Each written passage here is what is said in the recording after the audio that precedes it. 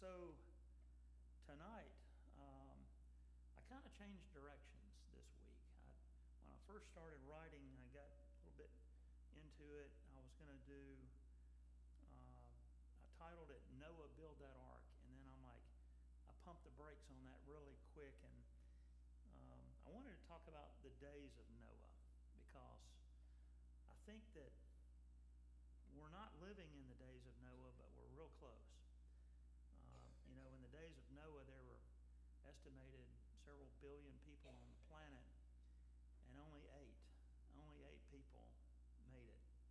And we're not there yet. We got more in this room tonight than the 8 people on the ark, but we're getting close. So I want to talk about the days of Noah and what that really means, and kind of compare that, though, to today's culture, because like I said, we're getting there rapidly, and I'm going to point out some of that tonight. When Guy was talking this morning, I wanted to get up in front, like I normally do on Sunday morning, but something compelled me to kind of sit behind, and I'm glad I did, because of what transpired this morning. But interestingly enough, I board a plane tomorrow afternoon to go to a dark place.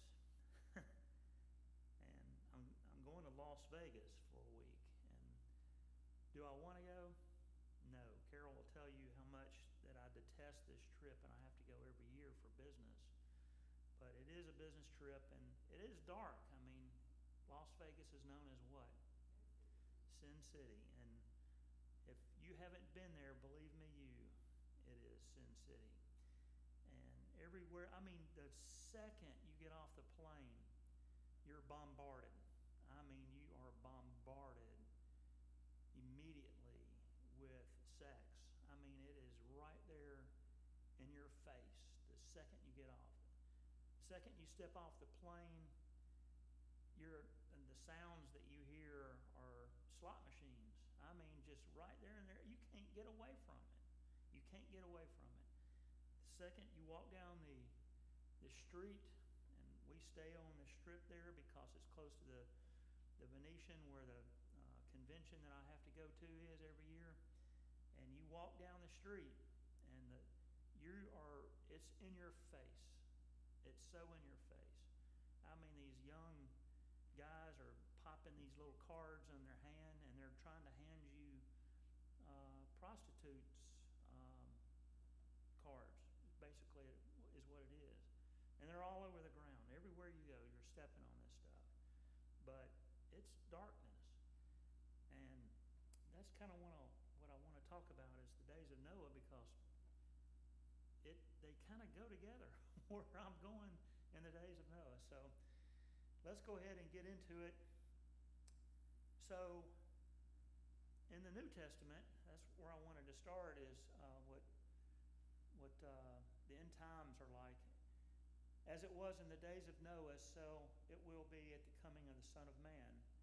For in the days before the flood, people were eating and drinking, marrying and giving in marriage, up to the day Noah entered the ark, and they knew nothing about what was going to happen until the flood came and took them all away.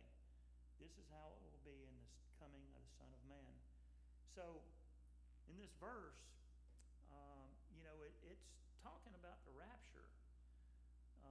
That, when we get in the times of Noah, when it's so dark, and then, Jesus is going to come again, just like the flood came, and he's going to snatch away his people, just like he did in Noah's time when they entered the ark, and God closed the door on the ark. So I wanted to start with that verse and compare it, because that's future tense, right? Is what I just read is in the future, because it hasn't happened yet. But when I want to read in here in Genesis 6, 5 through 8, is past tense. So the Lord saw how great the wickedness on the human race had become on the earth, and that every inclination of the thoughts of the human heart was only evil all the time. And I want to really focus in on some of these phrases here. The Lord regretted that he had made human beings on the earth heart was deeply troubled. So here we go. Every intent of the thoughts of his heart was only evil continually. So man had digressed so far that there was nothing good in his mind. Everything, the Bible said everything on the man's mind was completely evil. And, it's not that way right now, but we're getting there. And I'm going to show you some things here in a minute to hopefully compel you to believe that. So there was no aspect of man's nature that wasn't corrupted by sin. Everything. In fact, in Ecclesiastes, it talks about, Solomon talks about there was nothing new under the sun. So everything that's happening back then is happening now because there's nothing new under the sun. Right? A more empathetic statement of the wickedness of the human heart is hardly conceivable. Think about that statement. That the human heart, we can't conceive how bad it was during that time. I can't even fathom that.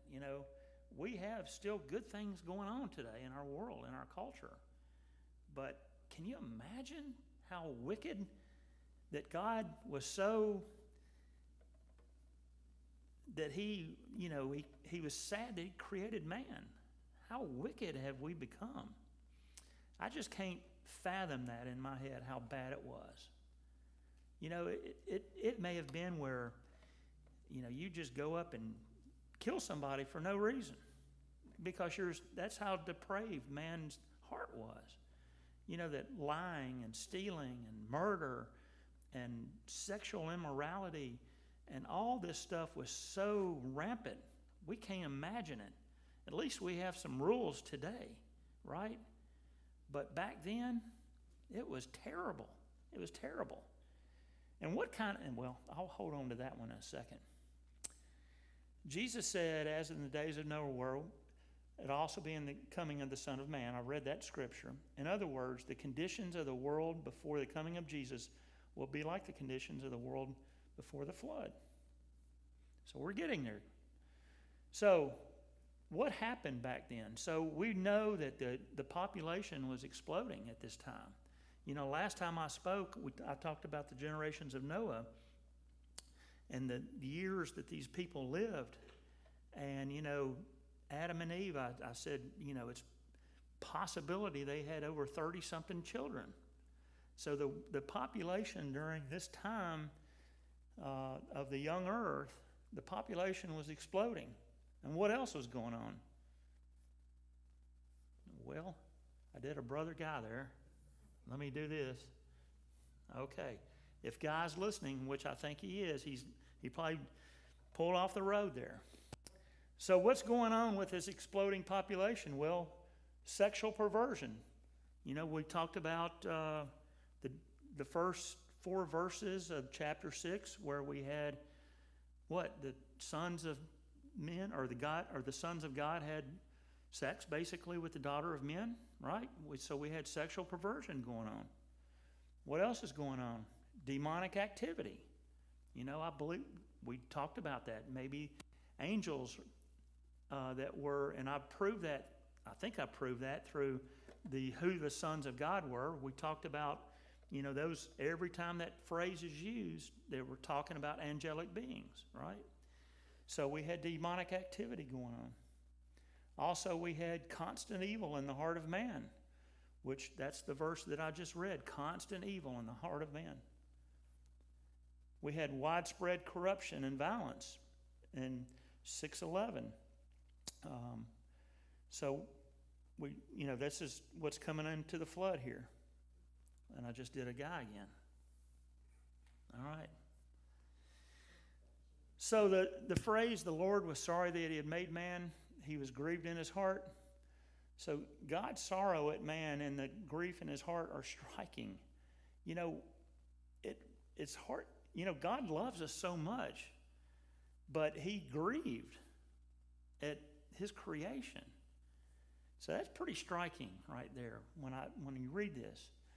This does not mean that the creation was out of control, nor does it mean that God hoped for something better but was unable to achieve it. So God knew what was going to happen, right?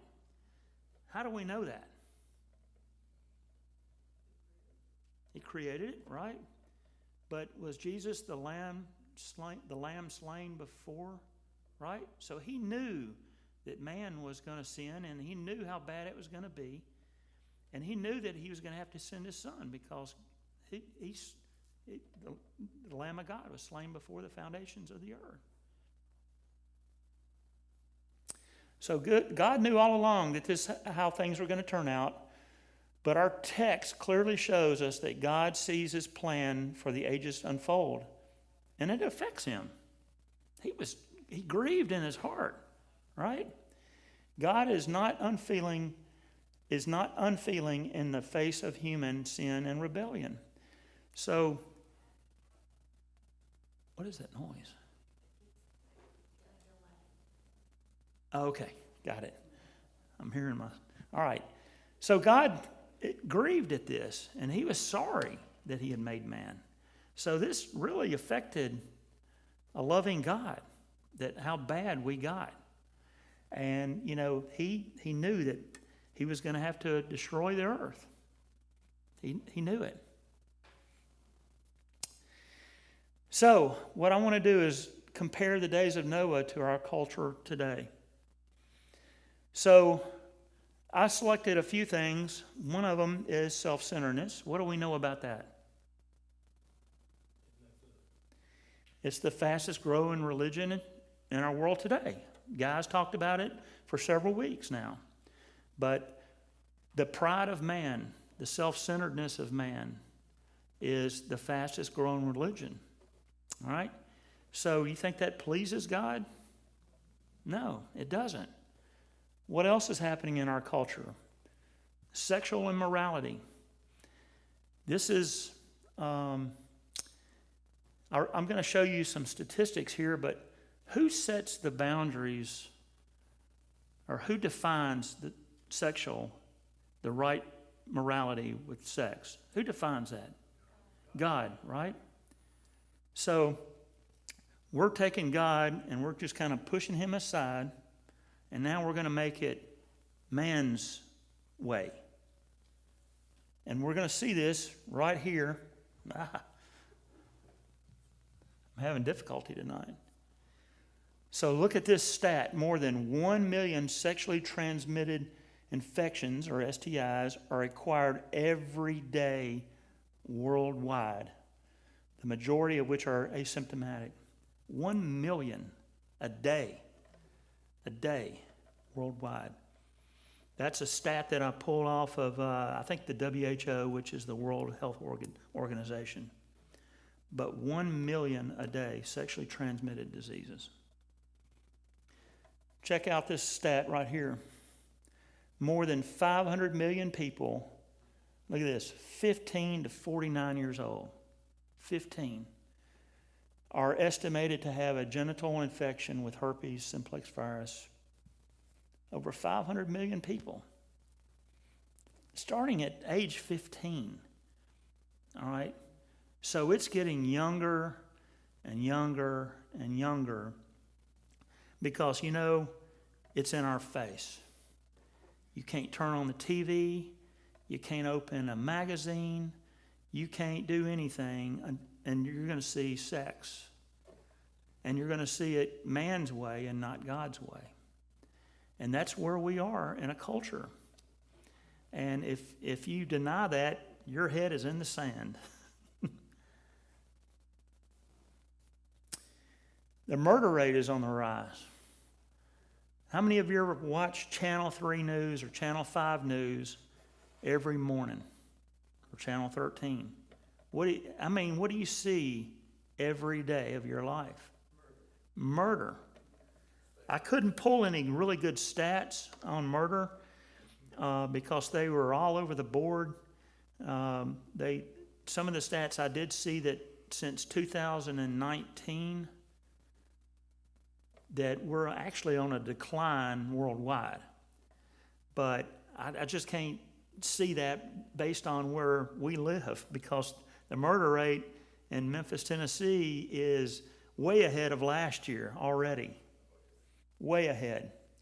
So murder is on the rise. And everything that I did see was, it said it was homicide, not murder. And it's kind of funny that my wife asked me this week, what's the difference between homicide and murder?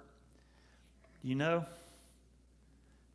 I asked a lawyer this Friday on the golf course, a very good friend of mine. I said, what's the difference between a homicide and a murder? Well, homicide is if you came up to me with intent to hurt me and I shot you, that's a homicide. But murder is you just go out and kill somebody randomly for no reason. So there's a difference between homicide and murder. But maybe homicides are down because they're taking away our guns. I'm just guessing. But I kept trying to search for murder rate, and it wouldn't give me a stat. So what else is going on in our culture? Wars, right? So right now we got Ukraine and Russia fighting. We got Israel and Iran. Let's just call it what it is. But they're fighting, right? You know, there's a rumor of war. You know, another one coming up, getting ready to happen. It's like right on the verge is China and Taiwan. It's getting ready, right? And then you have the North Koreans. Who knows what's going to happen there with how volatile that is. But you're seeing this more and more. In fact, you know, in the New Testament, it talks about the wars and rumors of wars. We're in it right now, and it's getting worse. I don't know if you've been following the whole Israel conflict, the war over there, because the news media doesn't cover it. I have to go to separate things to see what's going on. But Israel right now is in a dogfight on all sides. It's called the Ring of Fire, and they are in a dogfight not just with Hamas, but Hezbollah, with Iran, and every other sect. Now Russia is on the border in the Golan Heights right now, just across the way from Israel. And the Bible all predicts all of this. It's going to happen. So we're at the edge of it. We're at the cusp. The good news is for Christians, you know, you talk about the tribulation and what's coming and the prophecy. As Christians, we're getting to see the prophecy fulfilled right before our eyes. And that's pretty exciting. You know, we're living in that time where the prophecy of the Euphrates River drying up. Guess what? It's dried up. Prophecy is alive, and it's right. We're seeing it happen right before our very own eyes. So what else is going on? Drug addiction. You know, this is another prophesied thing, that the pharmakia in the last days is going to be rampant. And so I'm comparing this to Noah's time, what's going on with the evil heart of men. But let's look at drug addictions. What's that all about? So half of people 12 and older have used illicit drugs at least once. You know, the stat on sexual immorality was 15 to 49 years old. Look at this number. 12 years old. And you know, we're seeing these illegal drugs are now legal in our country. You know, years ago, you know, when you heard about marijuana and you're like, that's illegal. Not anymore. When I walk the streets of Vegas next week, that's all you'll smell. It's everywhere. It's everywhere. And you can't drive down the road right now and get a whiff of it, if you know what it smells like. Well, I can tell you what it smells like, a skunk. And you drive around, you go into Memphis, and you can just smell it everywhere. Drug overdose deaths in the U.S. since 2000 are nearing 1 million and counting. With this whole fentanyl craze going on, you know, I was saddened a few months ago. the little girl that out of the golf course that she was the cart girl and driving around, getting drinks or snacks for the golfers. And I've met her a bunch of times out there, and cute little girl, and found out that she died from a drug overdose. And it just saddened me. This 20-something-year-old girl, I had no clue that she had a problem, and she died from a drug overdose. And it's just saddened. I'm sure some of y'all know people that are right here in the drug problem in our culture right now. Transgenderism. Who set the bar on? Who defined the genders? God did. And I've already talked about it several times, right? But here comes man's will once again versus God. What's going on? Nearly 1 in 5 people identify as transgender from ages 13 to 17. That's a sad statement right there. But you know what? Let me dive deeper into that. In other countries like Australia, if you were to point this out in a message in a church in Australia, you could get jail time up to 10 years. That's right. In other countries, you can go to jail for speaking against transgender. In Canada, it's happening right now. Pastors that get up and talk about homosexuality, transgenderism, can go to jail. And it's coming to the United States. I think they're even talking about it in the state of California right now. So these things are going on. And it's getting worse. We're getting closer and closer to the days of Noah. And, I like I said, there's nothing new under the sun. Can you imagine? This was going on years ago, probably in Noah's time as well. They didn't have the operations, but there were men as women and women as men because they were competing against God. Our estimate of the number of youth who identify as transgender has doubled from our previous estimate. So this statement I took out of I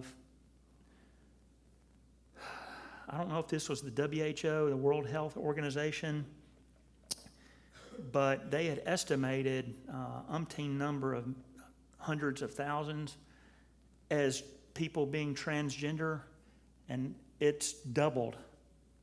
And we're seeing it more and more. You're hearing about it more and more. It's in your face more and more. I got to be careful here, but I'm just going to state the fact that you know what happened on Easter Sunday? So what happened on Easter Sunday is that, President Biden and company said that they had Transgender Day, basically. Now, to be fair, that was set up back in 2009, and it just so happened it fell on that calendar date of Easter Sunday. However, he did sign some documents saying that it is Transgender Day, or whatever it was called. Visibility Day. Yeah. And, that's not the only day. I think there's like 20 other days that they have taken, and all these holidays. There's 20-something of them. There's not just one. There's 20-something of them. So what does that say? It's saying that it's being celebrated. It's being celebrated.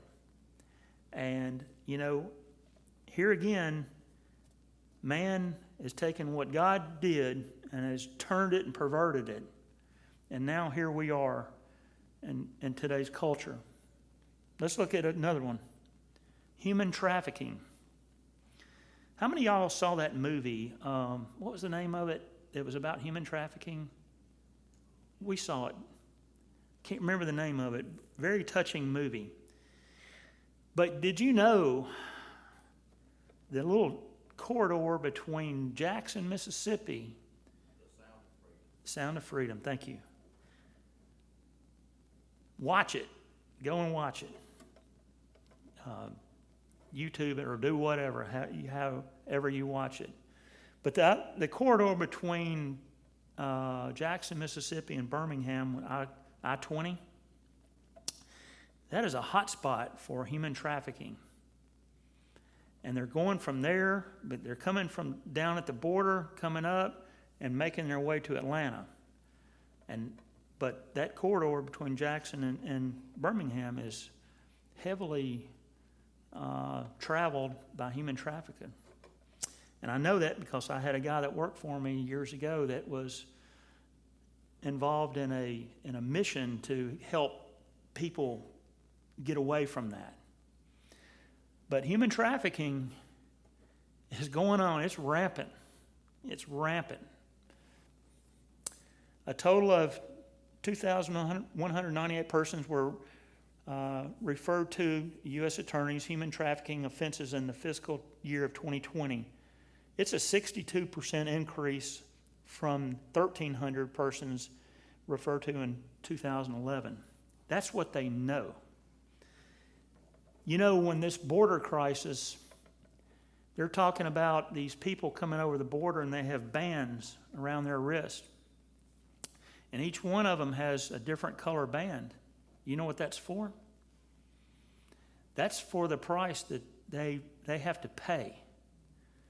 So if a person comes over with, just say, a green band, he owes the cartel X amount of dollars. And if he's got a red band, he owes this amount of money to the cartel. But at the end of the day, it's all human trafficking. And what they're doing is taking these young girls, and it's mainly young girls. They do have a stat on that, and it's pretty overwhelming. But they're taking these young girls, and they're selling them as sex slaves, and it's just horrible. I can't fathom that. I cannot fathom that. But every time I look at my granddaughter, an old 3-year-old, I can't fathom that.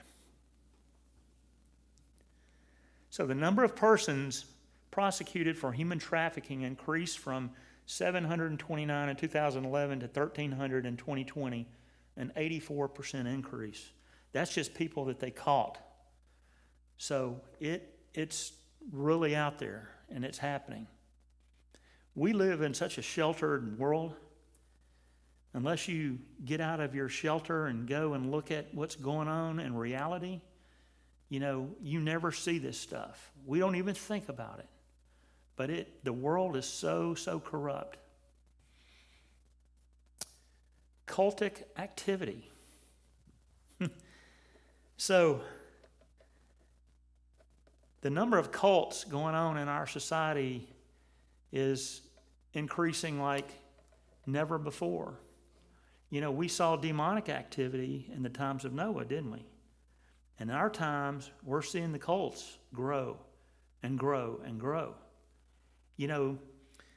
One of the things that you're hearing about is this New World Order. We've heard about it for years. It's been around for years. But when you look at what the New World Order is, it's a cult. It's a cult.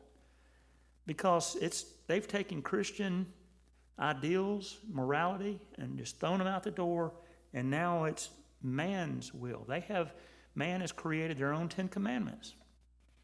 And they celebrated this not too long ago, actually at Mount Sinai. And it was green commandments because the climate, green.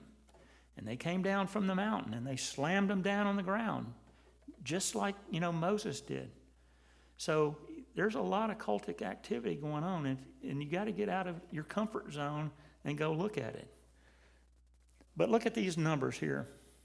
Jehovah's Witnesses. There's over 9 million Jehovah's Witnesses right now.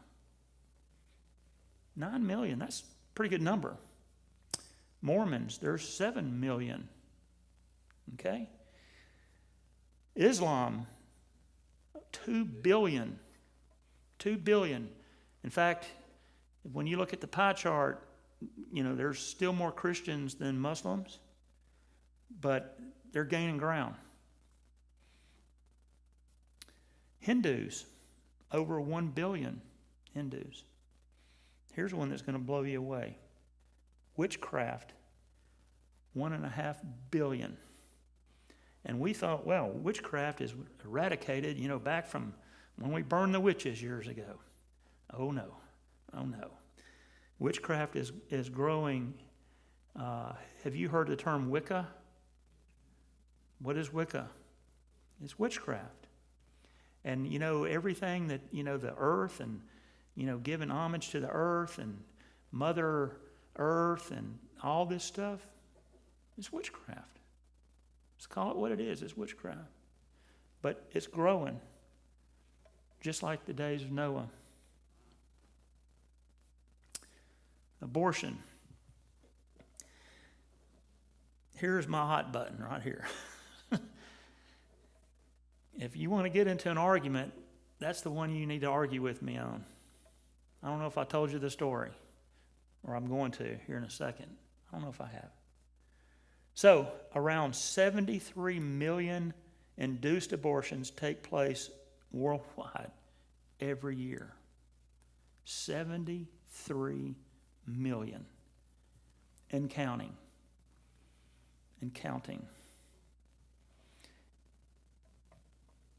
I can't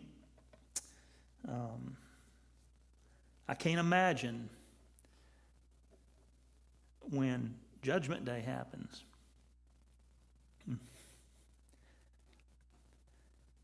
The doctors, the pro-abortion clinics,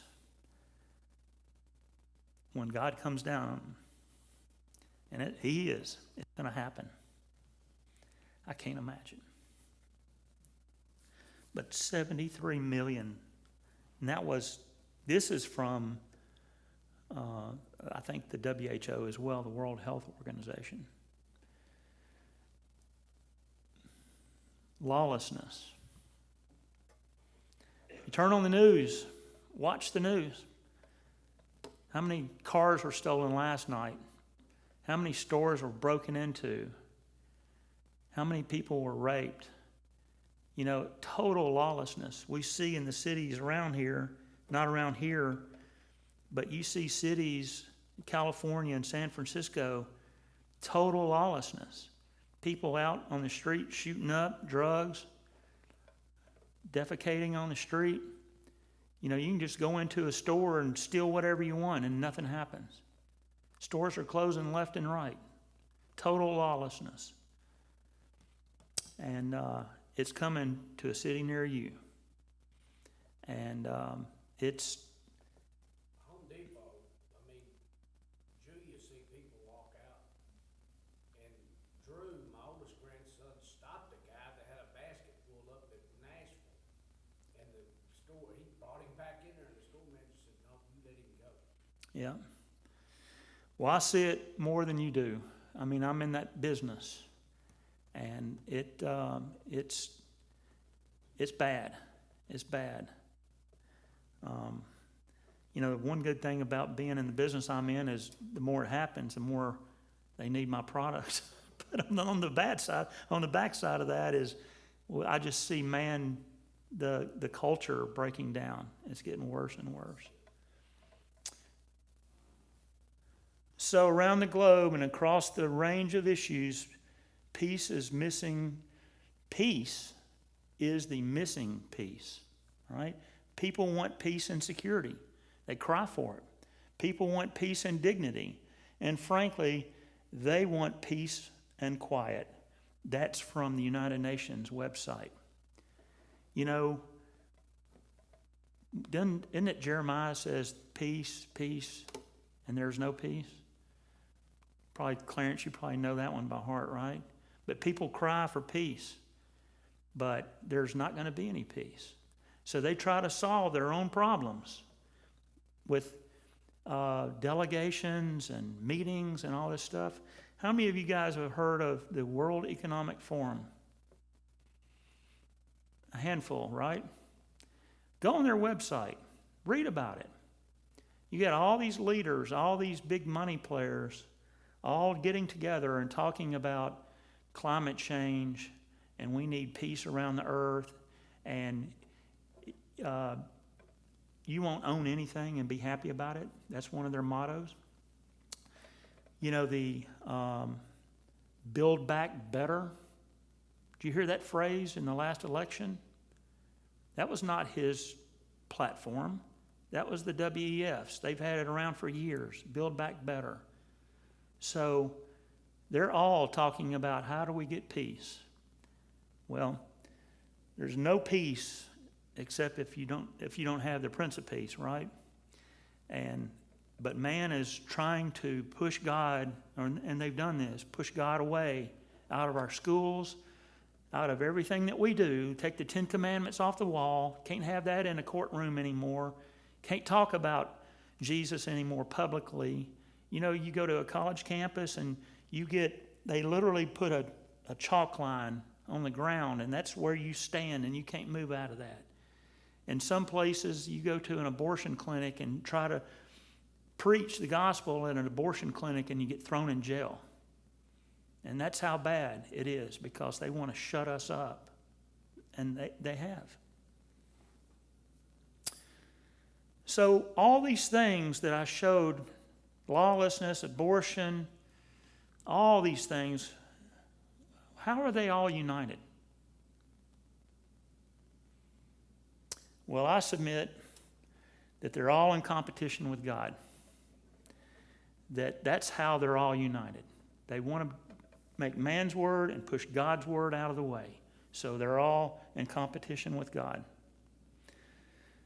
So there's one more here that I'm going to talk about, and then I'm going to show you a video. And I was really compelled to do this because I think a lot of these things, a lot of these are all tied to this right here, evolution. So when you take God out of the culture, all of the other problems take over. Because evolution says that what? We're just what? Right, we're just pond scum. Right? And if we're pond scum and we're just animals, where does our morality come from? They want to borrow from us our morals. It's wrong to kill. Where did they get that from? The Bible was wrong. It's wrong to steal. Where did they get that from? The Bible. But they're trying to come up with their own set of rules now, because you know what? We're just animals. It doesn't matter. So we're going to come up with our own rules and create our own society and our own system. So I think a lot of these things that I talked about are all part of evolution, because we're nothing. What does it matter? What does it matter? We die, that's it. We're just dead. It doesn't matter. So I want to break from here and go to here. And I'm not going to play all of this video because it's 38 minutes long, but I'm just going to cut it at a certain point here. But this is Evolution versus God, and it's by a man named Ray Comfort. Have any of y'all listened to Ray before? He's awesome. He's from New Zealand, so you're going to pick up on a little bit of an accent. But he goes around all over, and you'll see what he does. So I'm just going to play you this video. On YouTube. When they allowed, and I'm going to make some comments as we go. It had over 90,000. Is the sound up? When it was initially released, high-profile atheist Jacqueline Glynn believed her talk. I make fun of people like you, okay? I take idiotic extremists like you and make them look like a fool. Listen, sometimes people like you deserve to be insulted, okay? Sometimes people are worthy of being insulted in the worst possible way, and you are at the top of that list. Because you, sir, are certainly deserving of insults. But you know what? You deserve worse than that, in my opinion, because you want to know why? You are so entitled that calling you stupid isn't good enough. You are a liar. You are a con man. This guy's a scam artist. He's conning her. She was convinced, as were many other evolution believers, that we had removed evidence for evolution the professors had given during their interviews. I really challenge you, Ray Comfort, to release the unedited videos of these poor scientists, the P.Z. Myers, that you just obviously just botched whenever you were editing to make them look like idiots. Human beings are still fish. Human beings are fish. Why, yes, of course they are. You think you're a primate? Yes, I am. Are you a talking primate? I am. Are you a cousin of bananas? Why, yes. If we had removed so-called evidence, all evolution believers needed to do was ask the professors what was removed. But that never happened because nothing was removed. Despite her anger, something amazing happened years later that changed everything. It made Jacqueline want to become friends. But this particular letter, when I opened it, my jaw hit the floor, and you guys are gonna see. But this is what I got in my PO box. It totally blew my mind. So if he wants to be friends, Ray Comfort, if you're watching this, I would totally make a video with you. We actually did do a video which Living Waters released under the title Crazy Bible. It's quite amazing, so I put a link at the end of this video so you can watch it. More recently, to our surprise, Evolution vs. God was suddenly removed from YouTube. When we appealed, it was then put back up. However, to our dismay, someone in YouTube who clearly didn't like it went through and censored it by horribly blurring out a whole stack of faces and ruining the video. So here now for you is the slightly updated and uncensored version of Evolution vs. God.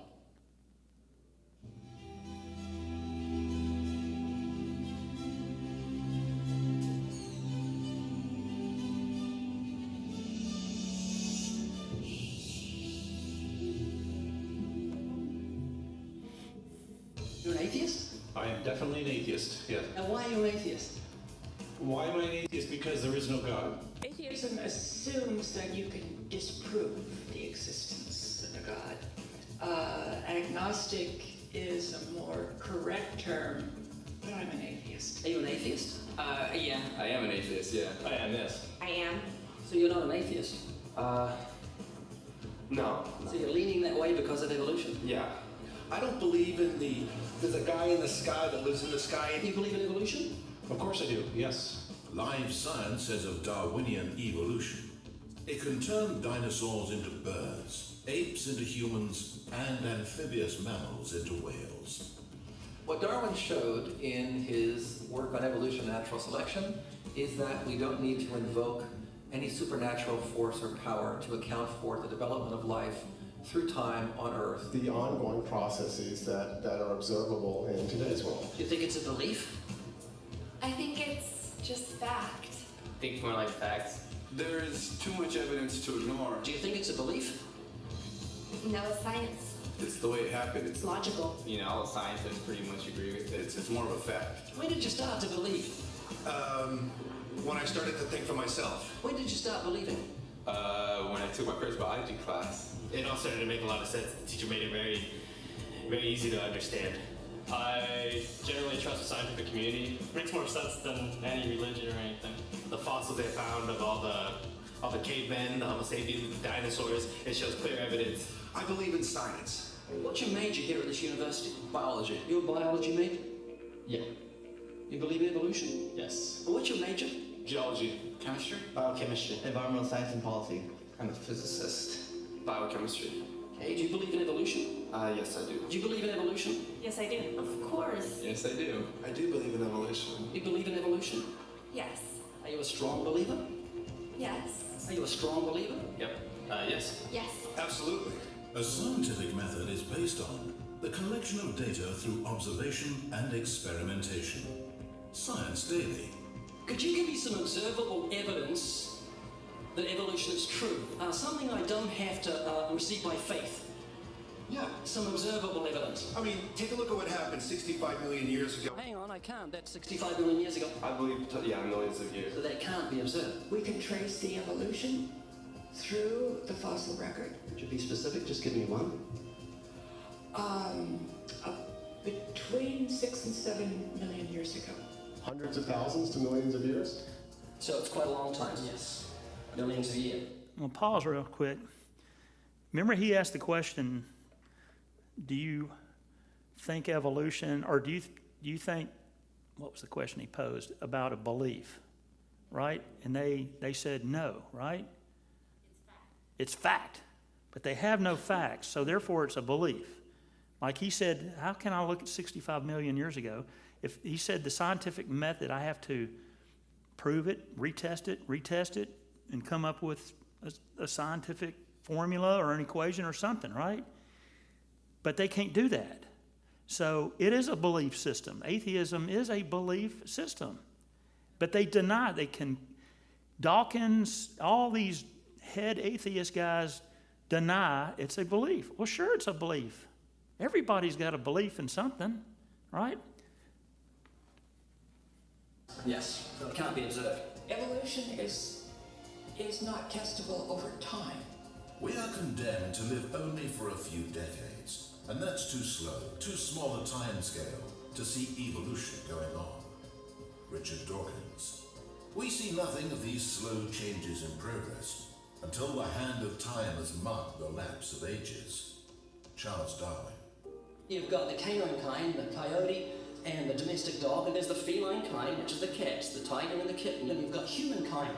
So Darwin said there'd be a change of kinds over many years, so could you give me one example of observable evidence of a change of kinds? For instance, the fossil record shows the common ancestors of all carnivores, that cats and dogs were once linked, united by a common ancestor. How long ago?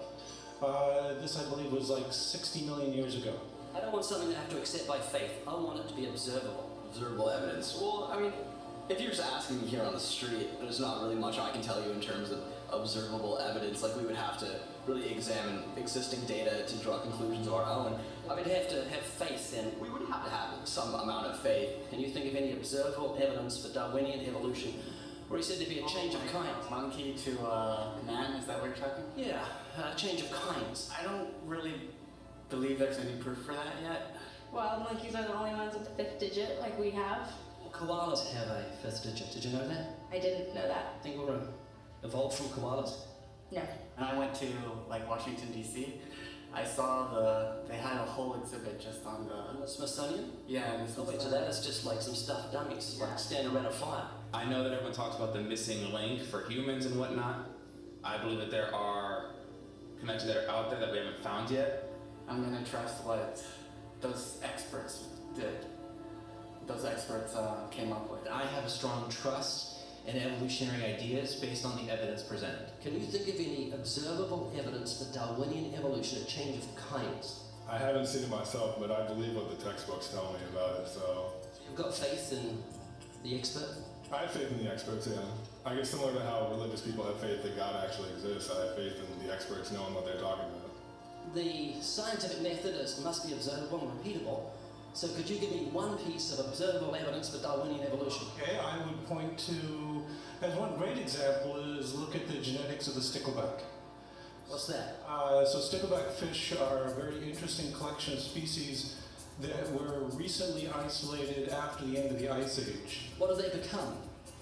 They're various species of sticklebacks. They stayed as fish? Well, of course. Can you think of any observable evidence where there was a change of kinds? Fish. Human beings are still fish. Human beings are fish? Why, yes, of course they are. How long did that take? A couple of billions of years, millions. A couple of millions? How is that observable? It's not. We came out of the ground as a mammal, and one mammal created... Come out of the ground? Didn't you come out of the sea? Well, initially in the beginning, we came out of the ground and the sea. After the great destruction of the... So do we have lungs or gills when we came out of the sea? You want to know something? Those that were in the sea, I guess, had gills, and those that were on land had lungs. If we came out of the sea, we had gills in the sea. You want to know something? Who knows that when we came out of the sea or we evolved from mammals? So you don't know? Of course I don't know. I'm accepting that they did their science correctly. Could you give me an example of Darwinian evolution, not adaptation or speciation, but a change of kinds? These are changes of kinds. Still fish. They're distinctly different fish. We have thousands of examples. Can you give me one? I can give you thousands, just one. You could cut the ear with a knife. I was so nervous. You can actually see my hand shaking. in a consequent interview with atheists, he called the video biblical porn, whatever that means. When I tried to share the gospel after we'd finished talking about evolution, it suddenly dawned on him who I was, and he respectfully kicked me out of his office. If you look closely at his library, you can see a copy of our special edition of Origin of Species. For instance, I would say, look at Lenski's experiments with bacteria then. So what do the bacteria become? The bacteria are still bacteria, of course. That's not Darwinian evolution. That's not a change of kinds, is it? It is a change. It is a change in the genetic makeup of the bacteria, which is They're still bacteria. So what do the bacteria become? A new kind of bacteria. It's still bacteria. There's no change of kinds. To summarize, the observable evidence that you give me for Darwinian evolution is bacteria becoming bacteria. No, it is bacteria acquiring new metabolic capabilities. You said before that there is lots of evidence for evolution. I just want one observable evidence for Darwinian evolution, not just one. But I gave you some. You don't want. Not some, I want one. You don't want that. I want one. Yes, I do. I'm pleading with you. You asked me to tell you. You asked me to tell you when I've watched one species evolve into another. Isn't that right? No, one kind into another. There's 14 different definitions of species. So I want a change of a kind. One continual criticism that came from evolution believers was that I was using the word kinds. They said it's not a biological term, therefore the argument is irrelevant.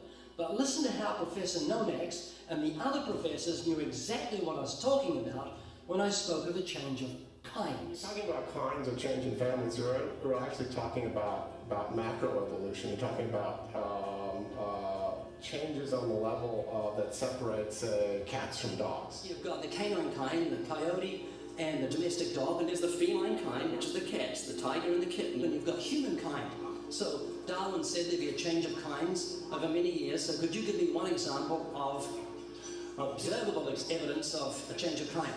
Could you give me the examples of Darwinian evolution? Well, when you say examples of that, then you have to sort of look at over a longer time frame. It has nothing to do with faith. Faith is something that I have to, unseen, I have to believe in. That's it, unseen. Look, do you believe evolution? Of course I do. Are you a believer in evolution? Yes, I am. When did you start to believe evolution? I started to believe evolution when I started to think for myself. It's evolution of belief. Well, you know something? Evolution is a thought process. Is coming to terms and checking out all the alternatives, like taking a look at the religion, man-made religions. Let me ask you again: is evolution a belief? No, evolution is, well, yeah, in a word, yeah, I could say it could be a belief. When you say change of kind, you mean the evolution of one species from another or to another? Yes, we have that in action actually in the Galapagos. Could you give me one instance? Yeah. We have an example from a group of birds called Darwin's finches. You take a look at the difference between the finches on the islands that all started out. I mean, that's very, very observable. That's not Darwinian evolution. There's been no change of kinds. What do the finches become? They become genetically new and anatomically new, recognizably different species. So there's still finches? Well, of course there's still finches, yeah. There's no change of kind. Little birds that he had observed. That what do they become? Their beak shapes. They're still birds.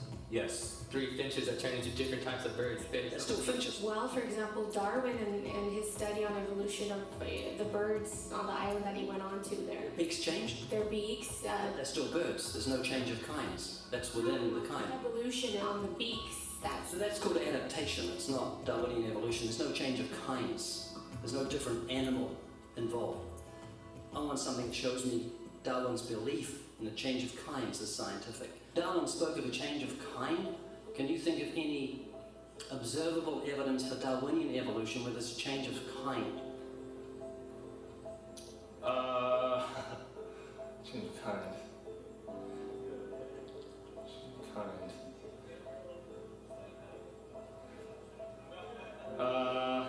I'm gonna have to think about that one a little longer. You give me anything that I can see, observe, and test, which is a scientific method for Darwinian evolution, a change of kinds. Test and observe.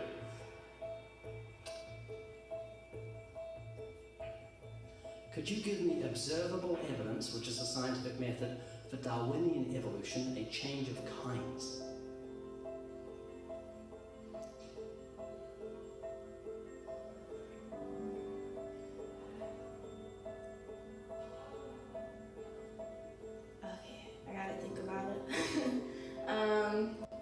So you want the evidence of it. I would say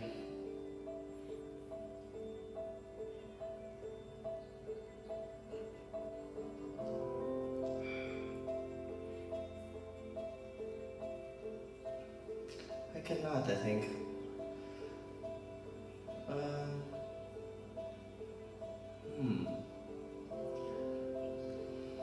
It's a hard question, actually.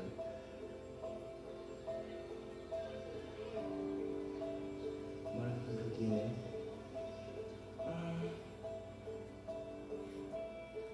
So, can you repeat the question again? Could you give me any observable evidence, just one, for Darwinian evolution? Let me think about that for a second. Observable evidence, something where we don't have to exercise faith. Something that can be observed, like the scientific process, observable. That's a good question. That one I'm not quite sure. You can't think of any observable evidence for evolution? No. How do you know it's true?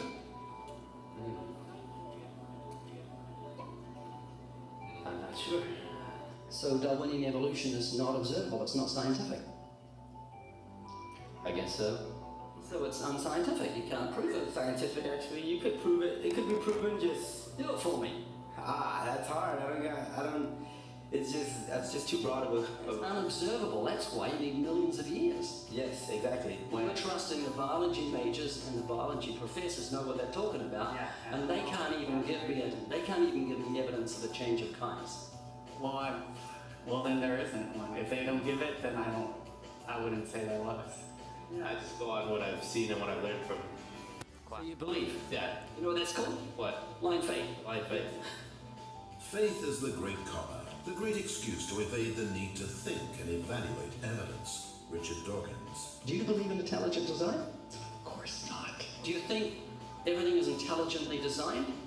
No, I don't believe that things are intelligently designed. Okay, you seem like an intelligent person, so I'm going to ask you something. I'd like you to make me a rose, okay?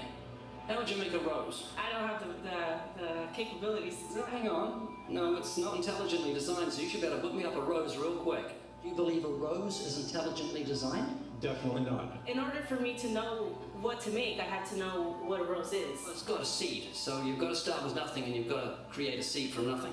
Oh. Can you do that? No, I can't. Could you make a rose from nothing? No. Can't really make something from nothing. It's just basic, science. A rose from nothing? A rose. Just like, I can't, honestly. Why not? Me, I have no supernatural abilities. All the geniuses in the world can't make a grain of sand from nothing. We don't know where to start. I can't. Why not? I don't have millions, billions of years. That would be physically impossible. I mean, I would have to. That's not possible. So how could you say everything's not intelligently designed? Where does that leave you on the scale of intelligence? If you say everything's not intelligently designed and you can't even make a rose? Why do you think there's no one teaching intelligent design at UCLA? Because they're not allowed to.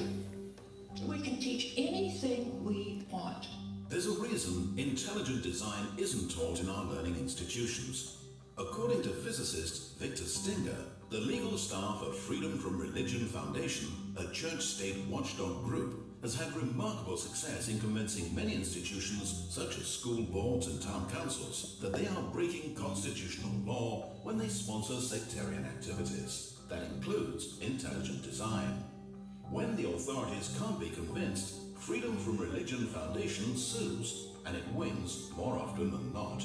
There was nothing in the beginning, big explosion of nothing, it became something and then it came into a rose. And giraffes and horses and cows. I'm not saying that that's what happened. I'm just saying I don't know what happened. And that's what scientists have theorized has happened, and you believe them.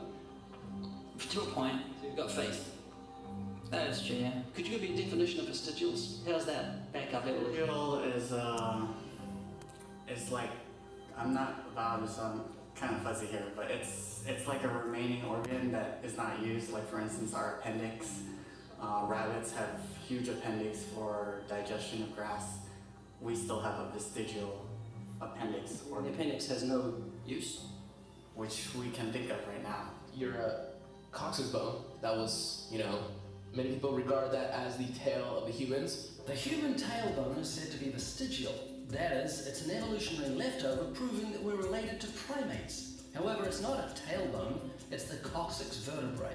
The tailbone derived its name because some people believe it's a leftover part from human evolution, though the notion that the tailbone serves no purpose is wrong. The coccyx is an extremely important source of attachment for tendons, ligaments, and muscles.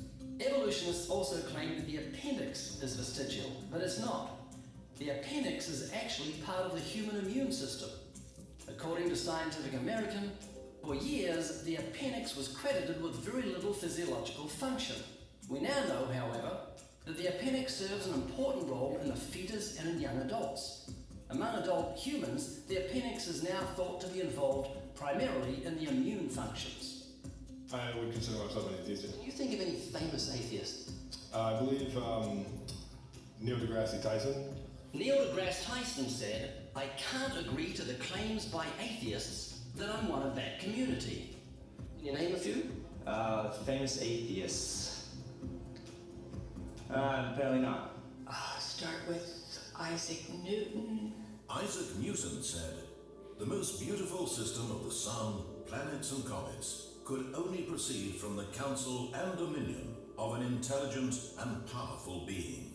Can you think of any famous atheists? Yeah. No. A famous atheist. Yeah, a famous atheist. Yeah, my dad. He's not famous. Skeptics' websites often include examples of famous atheists in an attempt to win converts. But more often than not, the famous personalities cited are not actually atheists. This is a popular atheist poster on which are Ernest Hemingway, Abraham Lincoln, Carl Sagan, Mark Twain, Thomas Jefferson, Benjamin Franklin, Albert Einstein, and Charles Darwin, along with the words, "Atheism, good enough for these idiots." Clearly, atheism is for intellectuals. But one moment, Abraham Lincoln wasn't an atheist. He said, "I know that the Lord is always on the side of the right, but it's my constant anxiety and prayer that I and this nation should be on the Lord's side." Neither was Carl Sagan. He clearly stated, "I am an agnostic." Mark Twain hated religion, but he certainly wasn't an atheist, saying, "None of us can be as great as God, but any of us can be as good."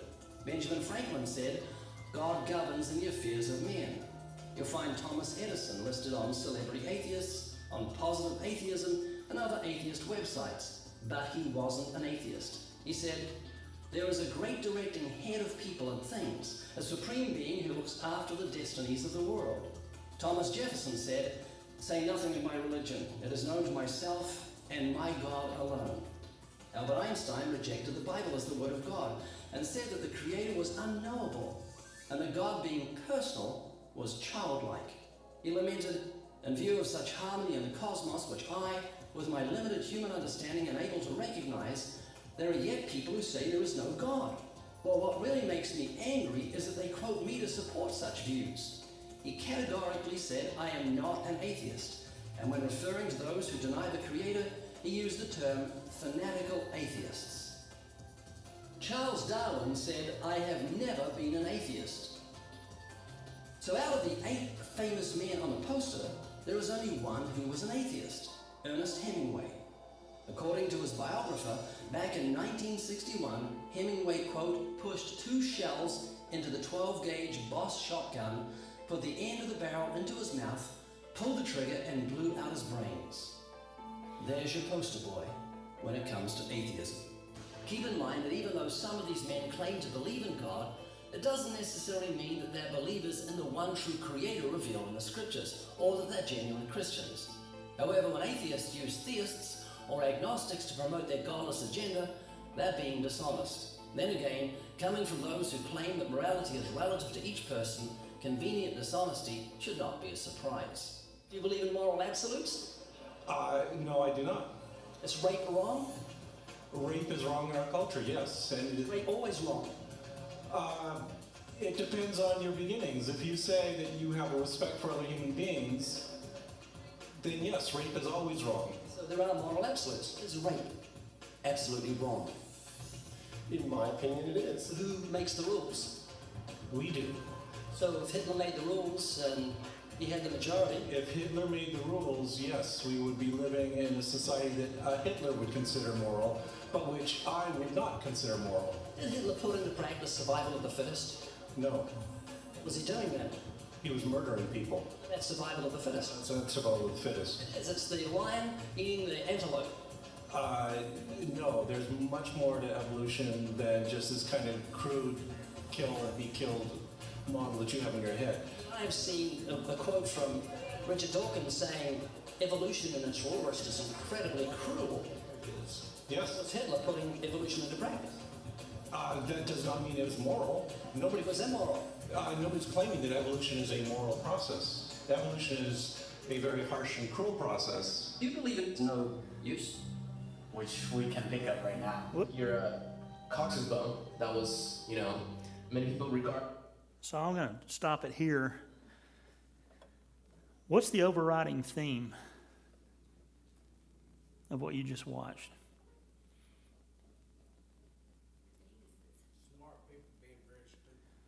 Yeah, that's one of them. I'll tell you what I get out of it. When you take God out, that's what you boil down to. And, they never answered the question, did they? On anything. They couldn't answer the question because when you take God out of it, you have nothing.